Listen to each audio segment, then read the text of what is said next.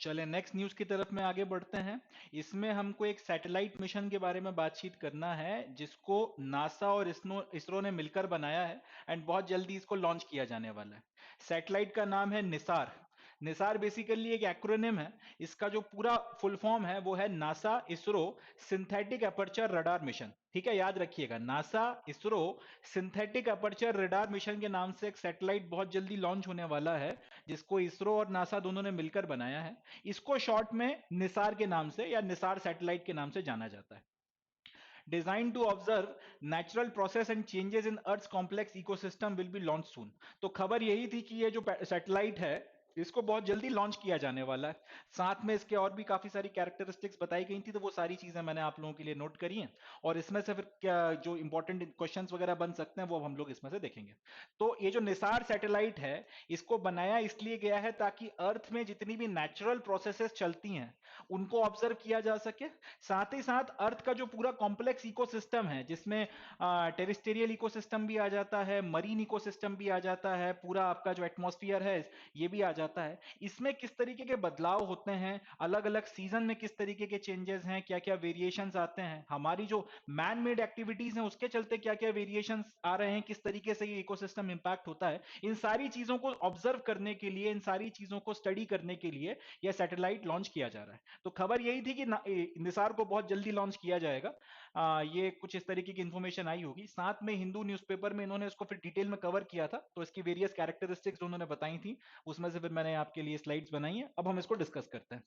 It has been designed as a low earth orbit observatory, mission life 3 years. यानी कि इसको लो earth orbit में डाला जाएगा, वहां पर ये ऑब्जर्वेटरी का मतलब क्या होता है कि इस तरीके की सैटेलाइट जिससे हम लोग जनरली चीजों को ऑब्जर्व करते हैं और डाटा को रिकॉर्ड करते चले जाते हैं। तो क्योंकि अर्थ में जो वेरियस नेचुरल फेनोमेनन्स हो रहे हैं, जो अलग अलग इकोसिस्टम्स हैं, प्राइमरी काम यह है कि भाई तुम्हें इसको लगातार ऑब्जर्व करना है एंड इसका डाटा कलेक्ट करते रहना है। तो ऑब्जर्वेटरी के तौर पर इस सैटेलाइट को लॉन्च किया जाएगा। अब ज्यादा बेहतर तरीके से ऑब्जर्वेशन कर सके इसके लिए इसको एक लो अर्थ ऑर्बिट में डाला जाएगा। अच्छा, एक और बात, अपना जो भी अपना गगनयान मिशन होने वाला है, गगनयान मिशन के तहत में जो अपने एस्ट्रोनॉट भेजे जाएंगे वो भी अपने लो अर्थ ऑर्बिट में ही रहेंगे, ये भी अपने को याद रखना है। ये अगर कहीं पे गगनयान से रिलेटेड क्वेश्चन आ जाए तो उसके लिए भी फैक्ट याद रखिएगा कि अपने जो एस्ट्रोनॉट जाने वाले हैं 26 के आसपास तक, 2026 तक, उनको भी लो अर्थ ऑर्बिट में ही रखा जाएगा। और अपनी जो ये निसार सैटेलाइट है इसको भी लो अर्थ ऑर्बिट में ही रखा जाएगा, 500-700 किलोमीटर के डिस्टेंस पर रखा जाएगा अर्थ की सरफेस से। तो इसकी जो मिशन लाइफ है वो 3 साल तक है, यानी कि 3 साल तक इसको इस तरीके के वेरियस प्रोसेसेस और फेनोमेनन्स को ऑब्जर्व करने के लिए हम लोग इस्तेमाल में लाएंगे। अब ये कुछ इस तरीके से दिखती है, अभी तक लॉन्च तो हुई नहीं है तो एक्चुअल में इसकी फोटोग्राफ्स अपने पास में नहीं है, बट नासा की वेबसाइट पे इसका ओवरऑल किस तरीके का इसका स्ट्रक्चर होने वाला है वो बताया गया है। तो एक तो ये सैटेलाइट रहेगी और उसमें फिर इस तरीके से एक एंटीना रिफ्लेक्टर और एक पूरा का पूरा रडार एंटीना रिफ्लेक्टर लगाया जाएगा, जिसकी मदद से ऑब्जर्वेशन ज्यादा बेहतर तरीके से हो सकता है। और ये ऑब्जर्वेशन की मदद से फिर सारा डाटा जो है इस सैटेलाइट की मदद से कलेक्ट कर कर जो भी आपके ग्राउंड पे कंट्रोलिंग स्टेशन होंगे उनको रिले किया जाएगा। जब ये बनकर तैयार हो जाएगी तो ये सैटेलाइट कुछ इस तरीके से दिखेगी। थोड़ा मैं बड़ा करके बताता हूँ, ये रियल पिक्चर नहीं है मगर बस इसका लोगों ने डिजाइन वगैरह बनाकर डाला होगा, तो वहीं से मैंने फोटोग्राफ निकाली थी। ये इस तरीके की कुछ दिखेगी, इस तरीके से इसका ये पूरा रडार हो जाएगा ऑब्जर्वेशन के लिए, बड़ा अपर्चर का। और ये सैटेलाइट उससे कनेक्टेड है, ये उसके सोलर पैनल्स हैं जिसकी मदद से एनर्जी बनाकर वो अपना दूसरे फंक्शंस को करेगी, और इस तरीके से ये ऑपरेट करने वाला है। तो Nisar mission is unique in several aspects. It will provide enormous amount of reliable high resolution data. This will help us to have a reliable set of measurements over any spot of earth where we want to do science or monitoring application और forest management और agricultural monitoring etc. तो Nisar mission की खासियत क्या है, ये अपने आप में कई सारे एस्पेक्ट्स को लेकर यूनिक है। एक एक करके हम लोग जैसे जैसे डिस्कस करेंगे आपको समझ में आएगा।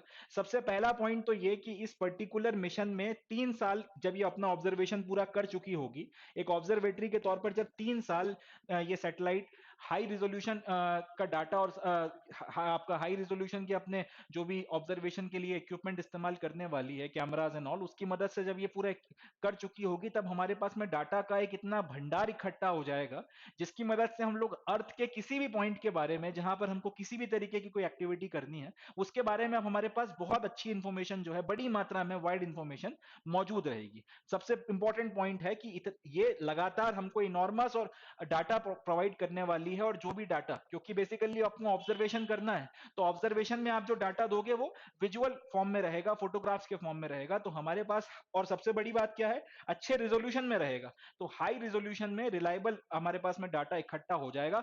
धरती, क्योंकि पूरी की पूरी अर्थ आपने कवर करनी है इसकी मदद से, तो दुनिया का कोई भी पॉइंट हो जहां पे आपको किसी भी तरीके की एक्टिविटी करनी हो, अब उसके बारे में आपके पास में भर भर कर जो है हाई रिजोल्यूशन इमेजेस और उन इमेजेस से रिलेटेड बढ़िया डाटा जो है निसार सैटेलाइट की मदद से अवेलेबल रहेगा, तो जो भी काम आप करना चाहते हो ज्यादा बेहतर तरीके से हो पाएगा। अब चाहे कोई साइंस प्रोजेक्ट या एक्टिविटी आपने करनी हो उस पर्टिकुलर धरती के किसी भी पॉइंट की, वहां पे कोई मॉनिटरिंग एप्लीकेशन लगाना हो, वहां पे अगर जंगल है और फॉरेस्ट का मैनेजमेंट आप करना चाहते हो, या कोई एग्रीकल्चर से रिलेटेड मॉनिटरिंग आप करना चाहते हो, कोई भी दूसरा काम करना चाहते हो, दुनिया की कोई ऐसी जगह, कोई ऐसा पॉइंट, कोई ऐसा क्षेत्र नहीं बचेगा जहां जिसके बारे में आपके पास में वो एक इनॉर्मस अमाउंट में डाटा ना हो। आपका जो निसार सैटेलाइट का मिशन है इसको लॉन्च होने के बाद में, और उसके बाद में फिर जो भी काम आप करने वाले हो ज्यादा एफिशिएंसी के साथ में आप कर सकते हो। फॉरेस्ट मैनेजमेंट की बात कर लेते हो, तो आपको पता है कि 12 महीनों में इस पर्टिकुलर जगह पे जहां फॉरेस्ट मैनेजमेंट करना है, किस तरीके का वेरिएशन आता है, पेड़ आपकी जो डेंसिटी है वो कितनी है, पेड़ों की कैनोपी की जो कैनोपी कितना ज्यादा आप कह सकते हैं डेंस है, किस तरीके की वेरियस आपकी स्पीशीज वहां पे पाई जाती हैं, सबसे बेस्ट टाइम कौन सा रहेगा जो भी आप अपना काम करना चाहते हो उस तरीके से, और ये दूसरी बातों पे भी लागू होती है। दूसरा जो ज्यादा इंपॉर्टेंट पॉइंट है कि जो डाटा यहाँ पर अवेलेबल होगा निसार सैटेलाइट की मदद से, जितना भी डाटा यहाँ पर अवेलेबल होगा, इसको आपका अमेरिका में और इंडिया में नासा और इसरो के सर्वर्स पर लोड कर दिया जाएगा, और उसके बाद में इसको जनता के लिए ओपन कर दिया जाएगा। बहुत इंपॉर्टेंट पॉइंट है, जितना भी डाटा आपने इकट्ठा किया उसका एनालिसिस करके जो भी निष्कर्ष वगैरह निकालने हैं, जो भी आपको उसकी मदद से रिजल्ट वगैरह निकालना है, एक बार जब वो सारा काम पूरा हो गया, फिर अमेरिका में और इंडिया में इस डाटा को पब्लिक के लिए ओपन कर दिया जाएगा, और कोई भी फिर इसको एक्सेस कर सकता है। इसके पहले जितने भी इस तरीके के सिंथेटिक एपर्चर रडार मिशन किए गए थे, इस तरीके इसके पहले के सिंथेटिक एपर्चर रडार मिशन में जो डाटा मिला था उसको इस तरह से जनता के साथ में साझा नहीं किया गया था, मगर यहां पर ये सारा का सारा डाटा जनता के साथ में साझा किया जाएगा, और इसकी मदद से अब जो भी व्यक्ति अपना जहां पे जो भी काम करना चाहता है उसमें अगर उस डाटा की मदद से ज्यादा एफिशिएंटली उसको लगता है कि उस काम को कर सकता है, तो उसके लिए वो इस डाटा का इस्तेमाल कर पाएगा।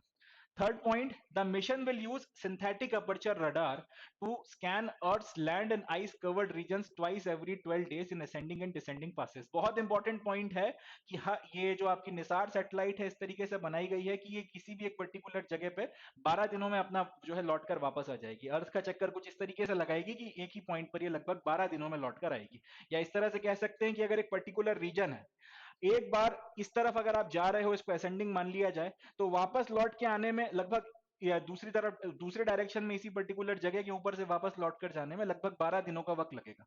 तो जब एक बार आप आगे की तरफ में असेंडिंग में जा रहे होगे, तो धरती का जो भी आपका हिस्सा है, चाहे जमीन हो या फिर चाहे आपका आइस कवर्ड रीजन हो, चाहे ओशियन हो, उसको पूरी तरीके से आपने स्कैन करना है, उसके एकदम हाई रेजोल्यूशन में फोटोग्राफ्स वगैरह लेनी है असेंडिंग में जब आप जा रहे हो, और वापस जब लौट कर आप आओगे तो 12 दिनों के बाद में फिर उसी इलाके की फिर से आपको एग्जैक्टली डिसेंडिंग में भी फोटोग्राफ अपने को लेकर रखनी है। अच्छा, यहां पर जो शब्द इस्तेमाल हुआ है कि मिशन सिंथेटिक अपर्चर रडार का इस्तेमाल करेगा, सिंथेटिक अपर्चर रडार का इस्तेमाल कर कर चाहे धरती की सरफेस हो, चाहे आइस के कवर्ड रीजन्स हो, उसको हर 12 दिनों में असेंडिंग और डिसेंडिंग ऑर्डर में उसका आपने ऑब्जर्वेशन करना है। अब सिंथेटिक अपर्चर रडार का मतलब क्या होता है? सिंथेटिक अपर्चर रडार एक ऐसी टेक्नोलॉजी है जिसकी मदद से आप जो ऑब्जर्वेशन कर रहे हो इसको 2 डायमेंशनल फोटोग्राफ में कन्वर्ट किया जा सकता है, और बाद में इन 2 डायमेंशनल फोटोग्राफ से 3 डायमेंशंस के मॉडल बनाए जा सकते हैं। ये इंपॉर्टेंट पॉइंट है। कि जो भी आपने ऑब्जर्वेशन करना है वो सारा डाटा या जितनी भी इमेजेस हैं वो टू डायमेंशनल फोटोग्राफ्स के रूप में, टू डायमेंशनल फिगर्स के रूप में आप सेव करके रख सकते हो, और बाद में उसको थ्री डायमेंशनल मॉडल्स में कन्वर्ट कर कर ज्यादा बेहतर तरीके से ऑब्जर्व कर सकते हो। मतलब ये कि अगर कोई जंगल का इलाका है तो पहले आपने फोटोग्राफ खींच ली, अब वो ऊपर ऊपर से तो आपको ऐसे ग्रीन कवर देखने को मिलेगा, मगर जब आप चाहो तो उसको थ्री में कन्वर्ट करके वो जंगल जस का तस आप रिक्रिएट कर सकते हो अपने थ्री डायमेंशनल मॉडल में, और ज्यादा बेहतर तरीके से स्टडी कर सकते हो। यही बात आपका अगर कहीं पे आइस कवर है उसके लिए लागू होती है, कि अगर ऊपर से फोटोग्राफ खींची गई है तो आपको टॉप व्यू ऐसा लगेगा कि सिर्फ सफेद सफेद आपको एक लेयर देखने को मिल रही है, मगर जब थ्री मॉडल बनाओगे तो जैसा वहां पर पूरा का पूरा आपका टेरेन है, एग्जैक्टली वैसा का वैसा टेरेन जो है थ्री मॉडल में कन्वर्ट हो जाएगा, बनकर तैयार हो जाएगा, और उसको फिर आप अच्छे से ऑब्जर्व कर सकते हो। तो लो अपर्चर रडार जो है उसके लिए उसकी मदद से ये काम करवाया जाता है। हर 12 दिनों में अर्थ के असेंडिंग और डिसेंडिंग में हर एक पॉइंट का जो है ऑब्जर्वेशन इस तरीके से करके रिकॉर्ड करना है, और उसकी मदद से फिर आप ये सारा जो इन्फॉर्मेशन है 2D और 3D में कन्वर्ट कर सकते हो। अगला, it is capable of penetrating cloud cover and operating day and night. सबसे इंपॉर्टेंट पॉइंट्स में से एक है कि ये 24 घंटे 12 महीने लगातार 3 साल दिन रात काम करेगा। एंड क्लाउड कवर अगर कभी आ जाता है किसी जगह पे, अगर काफी बादल वगैरह आ जाते हैं और आपको नीचे का नजारा नहीं मिल रहा, तो इस तरीके का लिमिटेशन इसके साथ में नहीं है। इसके पहले जो इस तरीके के सिंथेटिक अपर्चर रडार्स को भेजा गया था उसमें ये प्रॉब्लम थी, तो इस बार जो है इस पे काम किया गया है, और अब ये क्लाउड्स का जो पूरा कवर है उसको पेनिट्रेट कर जाएगा। एंड दिन में ऑपरेट करना हो, रात में ऑपरेट करना हो, 12 महीने सातों दिन 3 साल तक लगातार ये ऑपरेट करेगा, चाहे बारिश आए, तूफान आए, चाहे आपका कितना ही आपका डेंस क्लाउड कवर आ जाए, डजेंट मैटर, मगर ये बहुत इफेक्टिवली हमको ये अपने ऑपरेशंस वगैरह करके देने वाला है। अगला, NISAR is expected to revolutionise Earth's observing capability. It is also expected to be a reliable data source for disaster monitoring and mitigation. तो जाहिर सी बात है, अब अगर आपके पास में जो भी डाटा अर्थ को ऑब्जर्वेशन से निकल कर आएगा, उस डाटा को अगर आप अपनी पब्लिक के साथ में शेयर कर रहे हो, और पब्लिक फिर उस डाटा का इस्तेमाल अपने अपने क्षेत्रों में अगर कुछ करना चाहती हैं, उसके ज्यादा इफेक्टिव तरीके से करने के लिए कर रही हैं, तो फिर जाहिर सी बात है कि ज्यादा बेटर ऑप्टिमाइजेशन हो पा रहा है यहाँ पर जो भी डाटा हम ऑब्जर्व कर रहे हैं उसका। तो इसके चलते ये माना जा रहा है कि निसार एक रिवॉल्यूशनरी अर्थ ऑब्जर्विंग केपेबिलिटी सैटेलाइट रहेगी, और भारत या फिर इस तरह से बोलें कि इंसानों का आपका अर्थ ऑब्जर्विंग केपेबिलिटी को इंक्रीज करने में निसार सैटेलाइट के डाटा का एक बड़ा योगदान रहने वाला है। इसके अलावा डिजास्टर कोई भी अगर कहीं पर होता है तो उसके मॉनिटरिंग की बात हो, या डिजास्टर को टाल सकने के लिए अगर हम कुछ कर सकते हैं, डिजास्टर हो चुकने के बाद में उसके इम्पैक्ट को जितना हो सके कम से कम करने के लिए, या बचाव और राहत के कार्य करने के लिए अगर कुछ एक्शन हम उठा सकते हैं, उन सारी चीजों में निसार जो अब सैटेलाइट है इसका डाटा हमारे लिए बहुत ज्यादा काम का साबित होने वाला है। अब इसमें इक्विपमेंट कौन कौन से लगाए जाएंगे, तो प्राइमरीली इसमें दो इक्विपमेंट का इस्तेमाल किया जा रहा है। एक लॉन्ग वेवलेंथ बैंड का इक्विपमेंट है जिसको एल बैंड के नाम से जाना जाता है, इसको नासा के द्वारा प्रोवाइड करवाया जा रहा है। और एक शॉर्ट वेवलेंथ बैंड का इक्विपमेंट है जिसको एस बैंड के नाम से जाना जाता है, या इसको इसरो के द्वारा प्रोवाइड करवाया जा रहा है। तो दो पेलोड्स या फिर दो इक्विपमेंट इसके ऊपर लगाए जा रहे हैं। एक एल बैंड है जिसको नासा वालों ने प्रोवाइड कराया है, ये लॉन्ग वेवलेंथ वाला लॉन्ग वेवलेंथ बैंड है, और दूसरा आपका शॉर्ट वेवलेंथ बैंड है जिसको एस बैंड के नाम से जाना जाता है।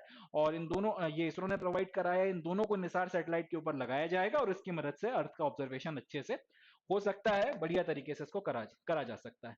अब इन दोनों की मदद से जब निसार सैटेलाइट पूरा अर्थ ऑब्जर्व करेगी तो क्या क्या देखेगी। Together they will supply data to understand changes in earth ecosystem, ice mass, vegetation biomass, sea level rise, groundwater and natural hazard, including earthquakes, tsunami, hurricanes and landslides.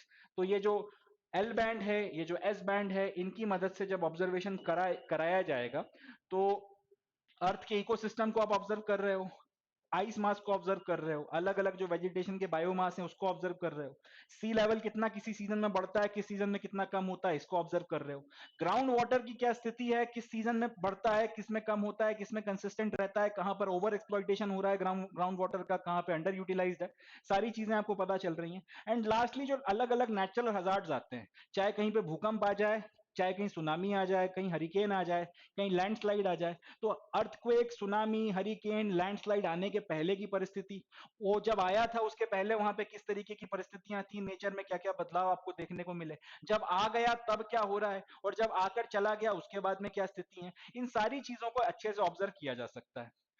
खास तौर पे वो डिजास्टर जो कुछ वक्त में डेवलप होते हैं, जैसे हरिकेन हो गया या फिर टॉर्नेडोज हो गए, वो एकदम से आउट ऑफ नोवेयर नहीं आते। अर्थक्वेक तो आप मान सकते हो कि एकदम से आके आपको शेक करके चला जाएगा, लैंडस्लाइड एकदम से होता है, मगर टॉर्नेडो हो गया, हरिकेन हो गया, वो एकदम से नहीं आते। उसको आने में थोड़ा वक्त लगता है, डेवलप होने में थोड़ा टाइम लगता है।